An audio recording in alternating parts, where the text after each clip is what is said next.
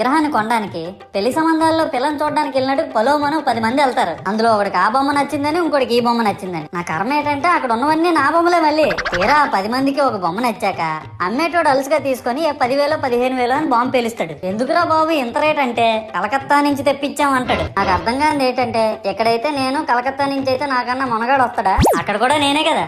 ఇలా నన్ను బజార్లో పెట్టి బేరం ఆడి నా మొహానికి ముసుగేసి వ్యాన్ ఎక్కిస్తారు. ఆ వ్యాన్ డ్రైవర్ గాడు నేను ఉన్నానని కూడా చూడకుండా ఏదో ఆలోచించుకుంటా డ్రైవ్ చేస్తా గతకల్లో గబ్బి గుబ్బి అని తించేసి నా కాల్లో చెయ్యి ఎరగొట్టేస్తాడు. ఈ విషయం చందాలు ఇచ్చిన చిన్నోళ్ళకి తెలిస్తే మళ్ళీ ఇరిగిపోయిన బొమ్మ పెట్టకూడదని ఏ బొమ్మ రాసి కవర్ చేసేస్తాడు. సరేలే జరిగిందేదో జరిగింది, నా భక్తులే కదా కూల్ బ్రో అని చిల్లయ్యే లోపు నన్ను పందిర్లో పెట్టి ముసుగు తీసి నాకన్నా పొడుగున్నే సౌండ్ బాక్సులు 2 నా చెవులు పక్కన పెట్టి డీజే గణేష్ బ్రో అని చెప్పి నా పాటలను కూనీ చేస్తారు. సరేలే పిల్లలు కదా ఇప్పుడు కాకపోతే ఎప్పుడు ఎంజాయ్ చేస్తారు, కాసేపట్లో పూజ స్టార్ట్ చేస్తారని వెయిట్ చేస్తా ఉంటే ఆ 5 రూపాయల వ్రతకల్పన బుక్ చూస్తే అది ఎక్కడ లేని కోపం వస్తుంది.